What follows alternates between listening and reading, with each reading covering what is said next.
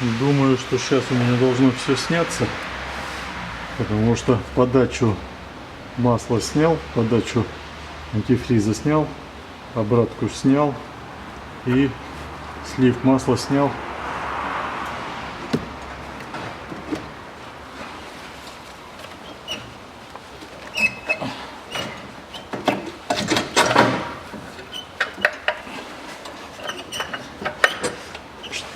Что держит?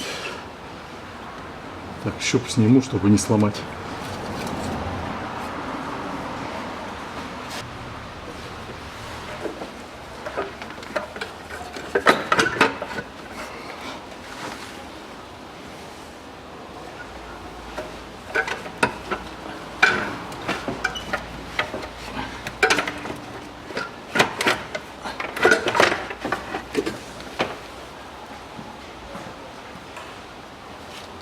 Все, выпускной коллектор снял, но мне не понравилось, там что-то где-то секло, сейчас покажу.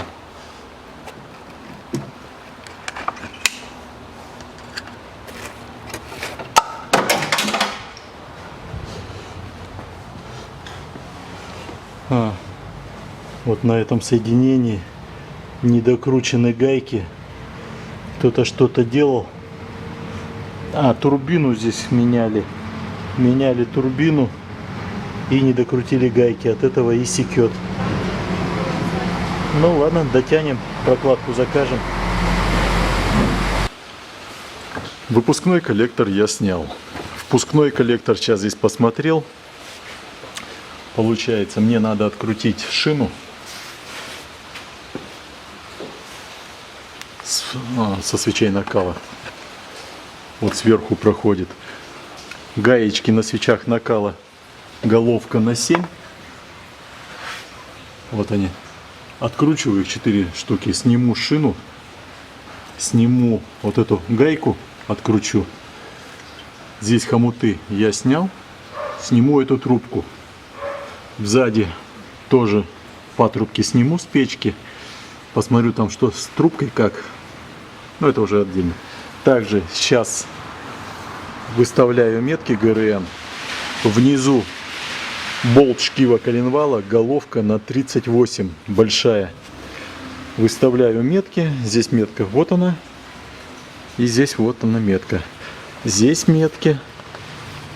Вот прорезь. И вот отлив. Совмещу их. Ремень сниму, ролики сниму. Сниму вот эту накладку. А дальше уже буду откручивать и снимать клапанную крышку. Впускной коллектор я сниму вместе с головкой. Я его снимать не буду. Здесь трубки идут. И снизу они на блок кронштейн прикручен. Также вот здесь вот по бокам с одной стороны и со второй стороны возле вакуума прикручены головкой на 10 двумя болтами. М6. А потом уже откручиваю головку, шевелю и смотрю, если где-то еще что-то надо открутить, откручу. Если нет, то просто поднимаю ее. А там уже будем разбираться дальше. Проворачиваю коленвал. Под 1/2 квадрат головки такой на 38 нет, она идет под 3/4, под переходник, вот 1/2, поэтому делаю ею и по часовой стрелке коленвал прокручиваю.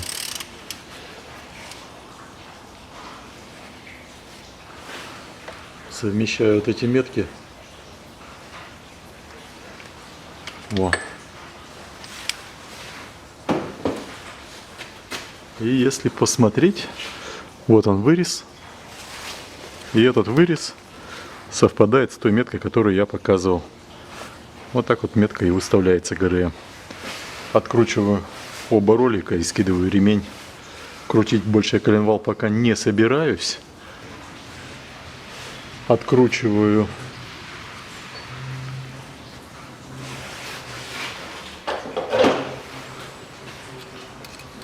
шину со свечей накала. Гайки я ослабил И снимаю ее. Вот здесь последняя гайка.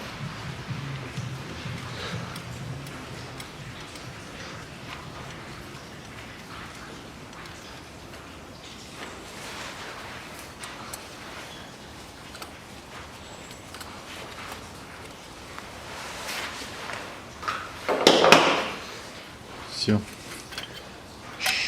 Шина.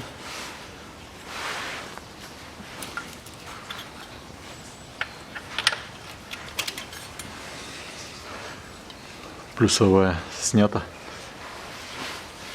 Здесь еще хорошо. Последнюю гайку можно было до конца не откручивать. Там неудобно, трубка закрывает. Достаточно было ее ослабить. Откручиваю один болт и снимаю вот эту трубку. Болт открутил, вот шевелится. Снимаю шланг.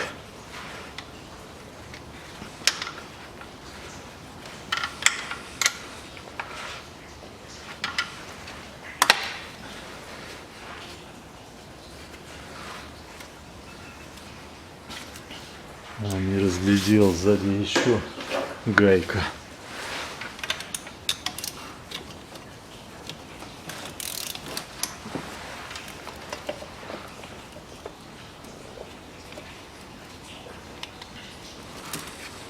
Вот. Это у нас сзади проходит, так ее можно даже не снимать. Сюда в сторону также убираю, поэтому пока не трогаю ее.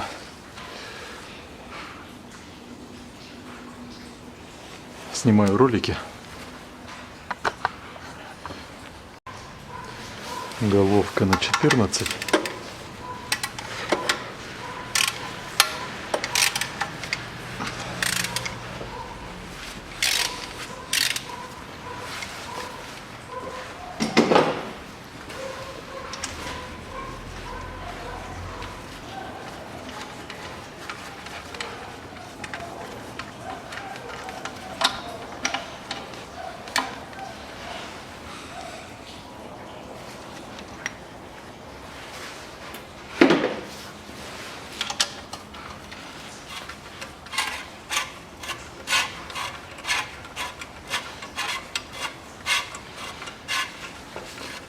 Ремень здесь я менял, только я не помню, на каком пробеге это делалось.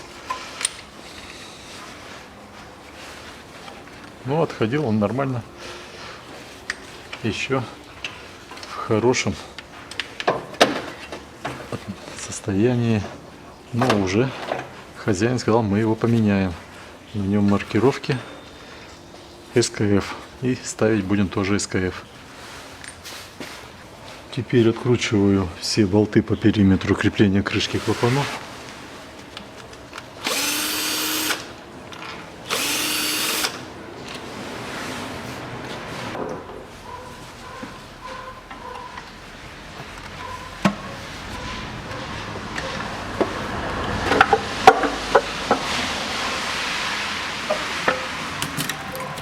И снимаю. Теперь ослабляю распредвалы и поднимаю.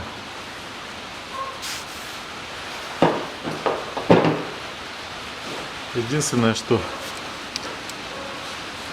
ослабляю равномерно шейки по одной. Передние не нагружены. С них начиная. И пошли. Так, здесь вот эта сторона нагружена.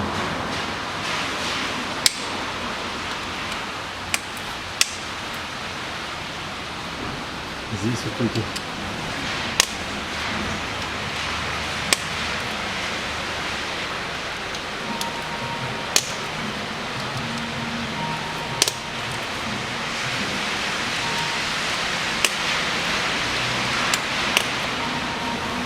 И выпускной распредвал точно так же.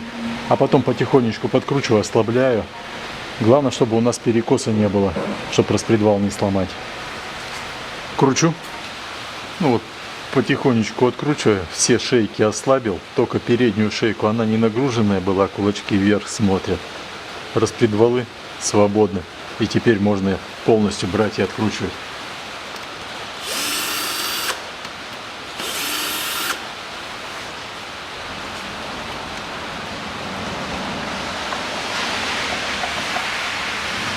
Тут даже крышки убирать не надо, это целиком с постелью снимается. Я думал, что уберем отдельно крышки, а их не надо.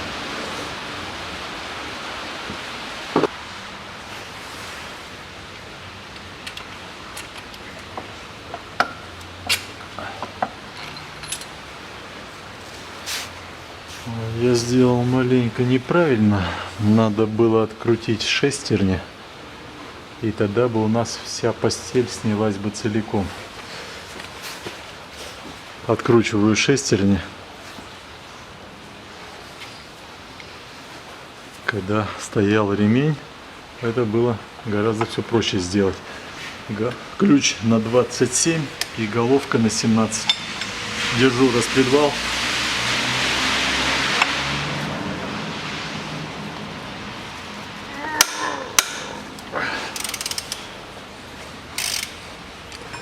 И также второй распредвал.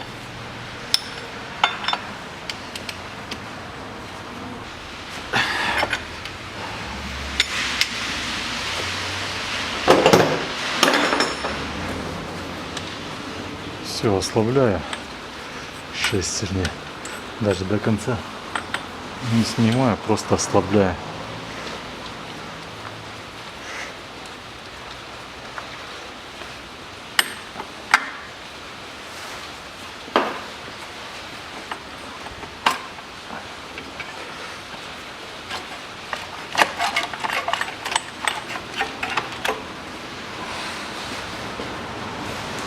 Снял постель.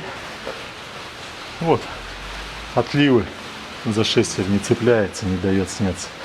Ну а теперь можно, в принципе, эту планку снять.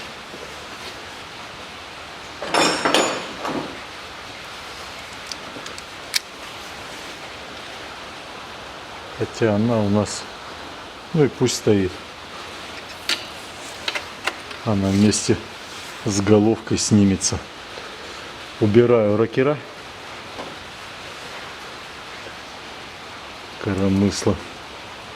Вот такие. Здесь клапана регулируются винтом, как на Жигулях. Гидрокомпенсаторов здесь нету.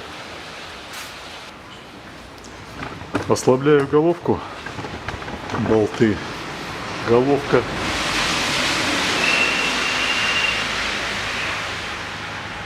Двенадцатигранная на 14. И потихонечку поехали.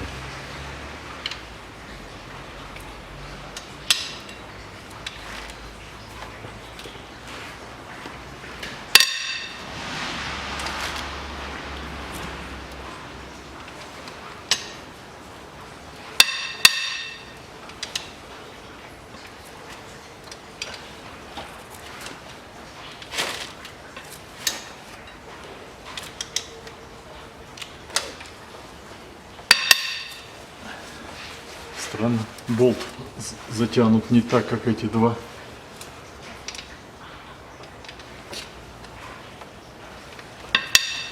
Тоже не так, слабее.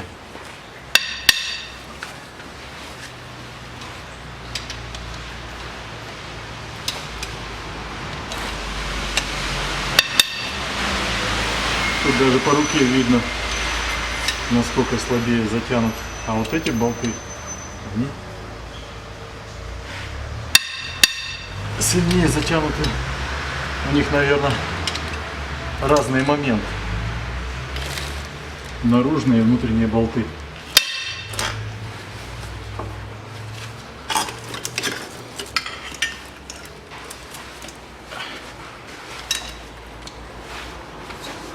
Продолжаю, ослабляю все болты. Я ослабил.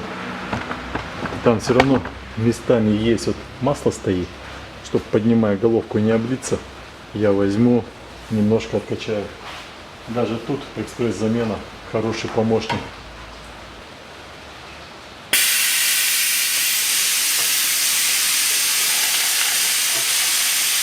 вот это масло все соберу.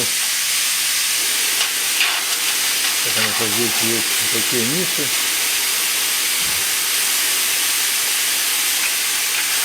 И поднимаю уже, меньше масла будет бежать. Собираю. Масло все собрал, болты все открутил. Также спереди вот еще 2 болта длинных, головка на 12, восьмерочки, их тоже надо открутить. Ну и болты все поднимаю, вытаскиваю. Здесь получается болты разные и момент у них разный, поэтому и откручивались так, внутренние и наружные. Вытаскиваю все болты. И еще он увидел в конце на кузов масса прикручена к головке. Эту массу тоже откручиваю. Хочу показать вот такой момент. Переноску поставил. С левой стороны под коллектором есть клапана вакуумные. И крепятся они на кронштейне. Вон, болт, головка на 12 к блоку, а также вверху к коллектору впускному. Но коллектор впускной открутить так проблематично. Но снять вместе головку с коллектором можно, поэтому сверху очень неудобно, но можно подлезть и кронштейн, гайку ослабить. Не надо ее полностью откручивать, там гайка или болт, я не вижу, быстрее всего болт. Гайка, по-моему. Мы ее ослабляем, и у нас кронштейн остается на месте. Вот. Сейчас я головку... Нет, не получается одной рукой.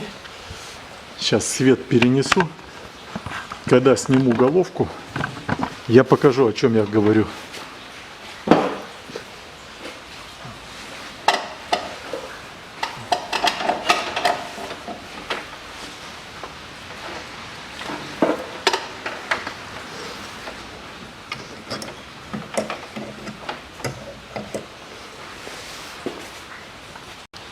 Пробую, приподнимаю головку и снимаю ее.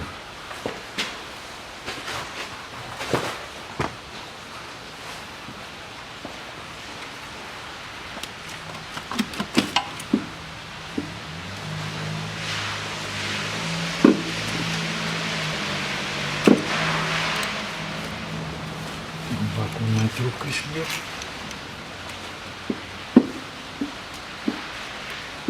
Здесь вакуумная трубка.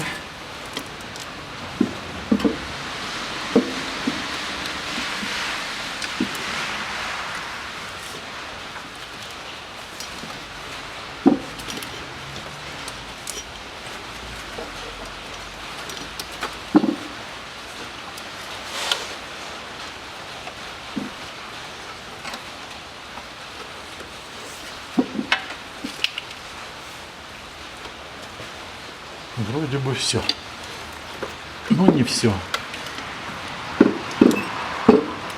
Что посмотрел, вот эта проводка, которая уходит на датчик, она на том кронштейне крепится. Клипсу снял, и головка задвигалась. Вот приподнимаю, вперед ее сдвигаю и вытаскиваю. Вот и все. Прокладка на месте. Сейчас сниму ее, посмотрю.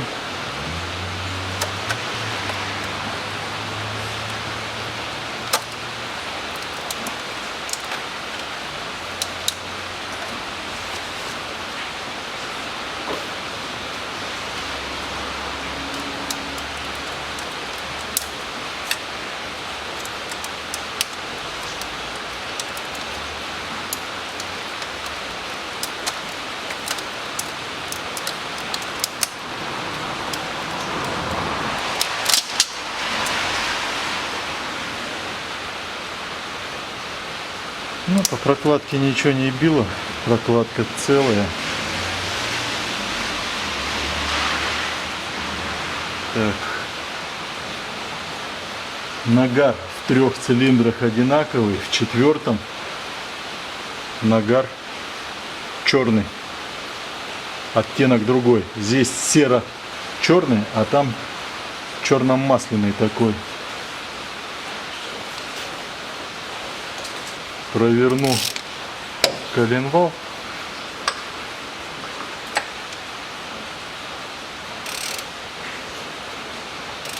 Вот хорошо видно, что в этих 3 цилиндрах одинаковый нагар.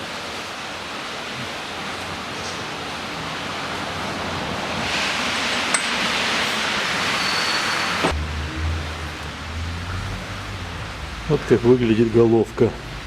Видно, 4-й цилиндр весь мокрый. Как и поршень, нагар совсем другой. Свечи накала.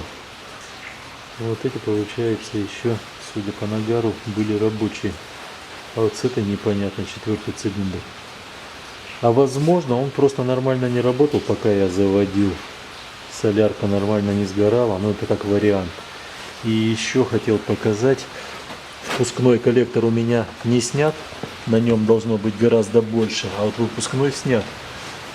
По колпачкам, если посмотреть,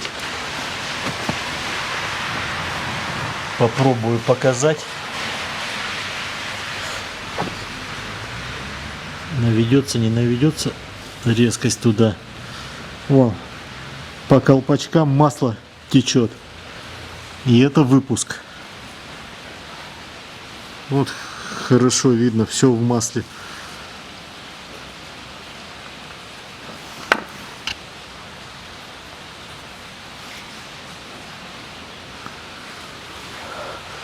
Автомобиль масло подъедал, поэтому...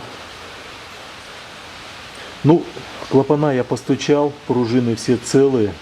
Тарабанили не клапана, и у них не набито. Пойду еще раз смотреть поршня.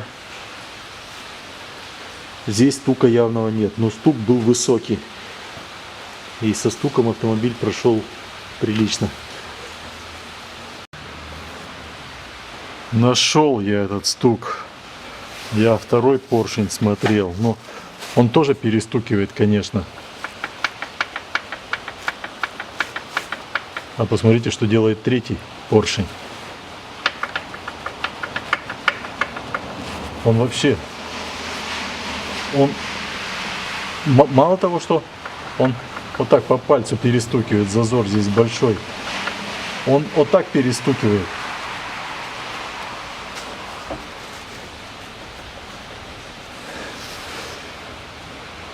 Вон какой зазор. Щель видно. Здесь меньше. Вот этот поршень не тарабанил.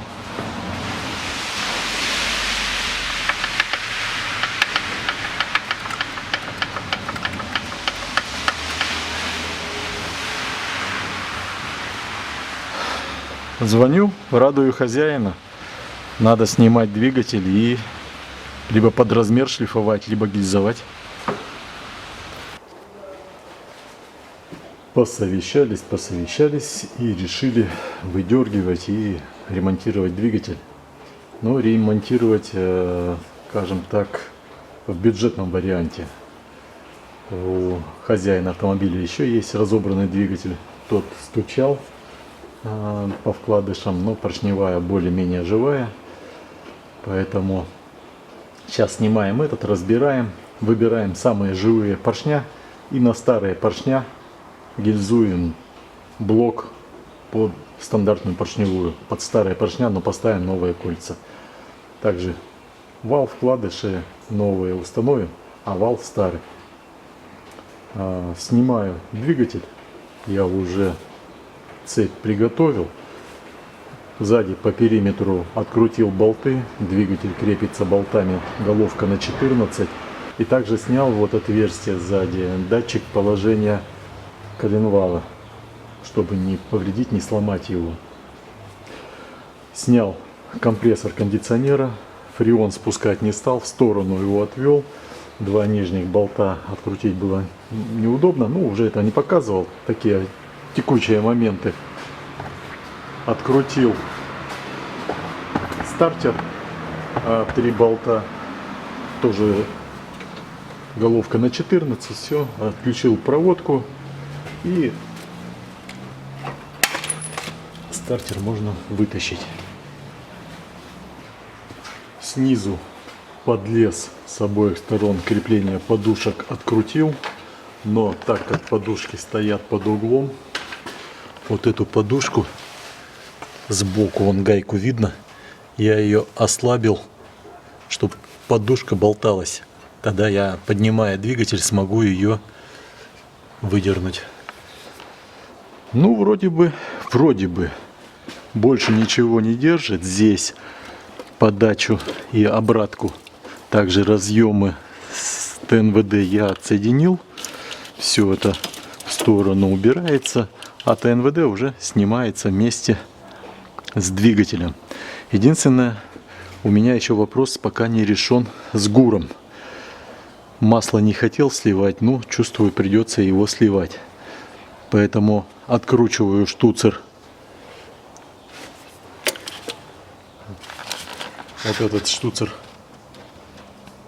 высокого давления. И шланг подачи на него должен снизу подходить. Оба шланга и подачи, и давление снял с ГУРа. Здесь раскручивать не стал, именно там штуцер открутил и шланг снял. Снизу потом покажу, я под коробку поставил подпорку, чтобы она не опустилась. Сейчас потихонечку приподнимаю двигатель вместе с коробкой. Сзади у меня уже все откручено, но коробку подожму, чтобы она у меня приподнялась и в этом положении осталась. Кран установил, приподнимаю потихоньку и наблюдаю, чтобы все двигалось нормально.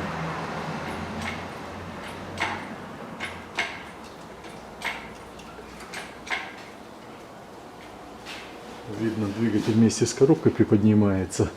Подлезу, подставлю под коробку. Так как делаю на полу, я вот такую подпорку на коробку сделал. И вот здесь раз на зуб. Сейчас еще приподниму и еще, сняв двигатель, у меня коробка останется в этом положении, и потом устанавливать мне будет удобно.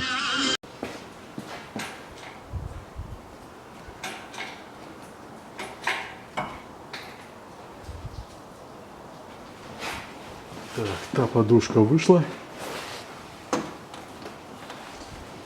Эта подушка, по-моему, да, тоже вышла. Но теперь надо двигатель от коробки отсоединять. Подпорку под коробку поставил. Чуть-чуть приотпускаю.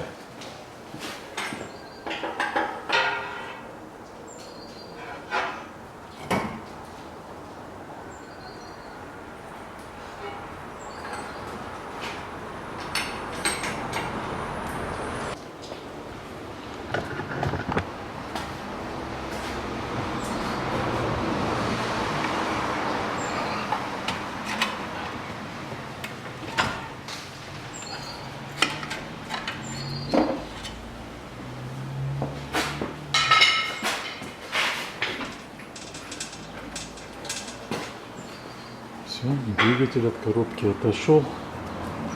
Начинаю вытаскивать.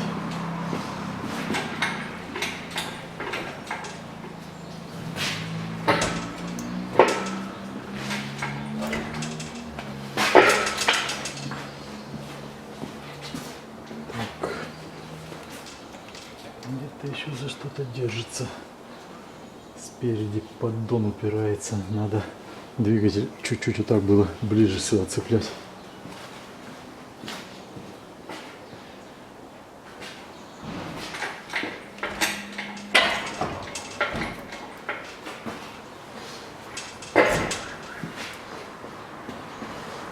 Так, ну все, сзади он отошел.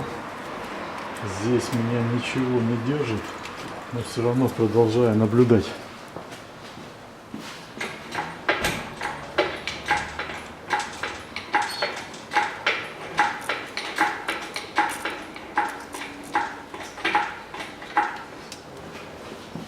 Когда соберу, ставить буду точно так же.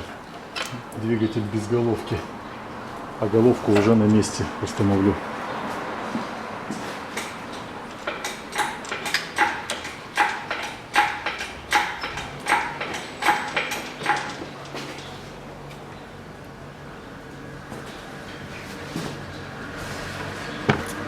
Идет, родной. Идет.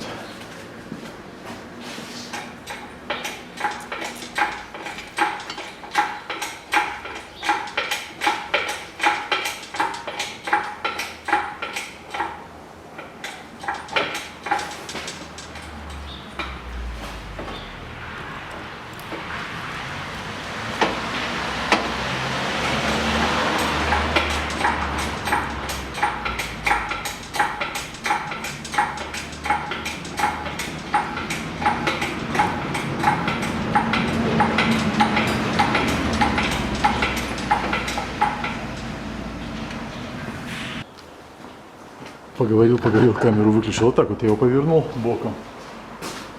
Откатываю и поднимаю, он нормально выходит. Капот не упирается.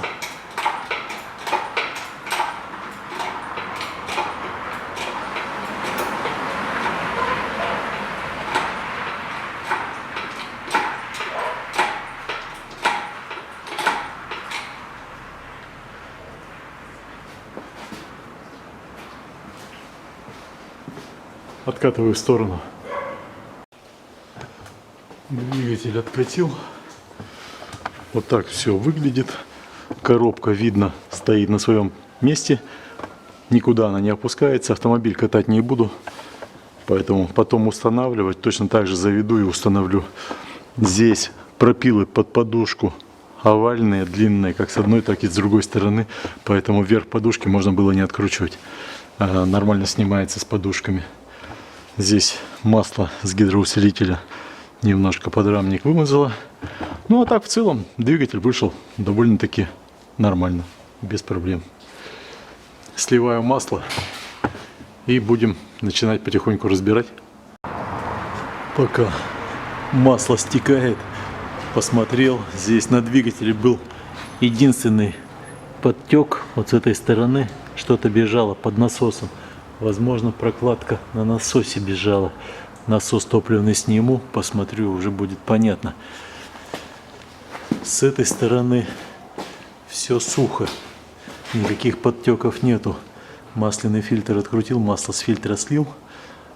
На место поставил, чтобы не капало. А так сейчас масло сольется.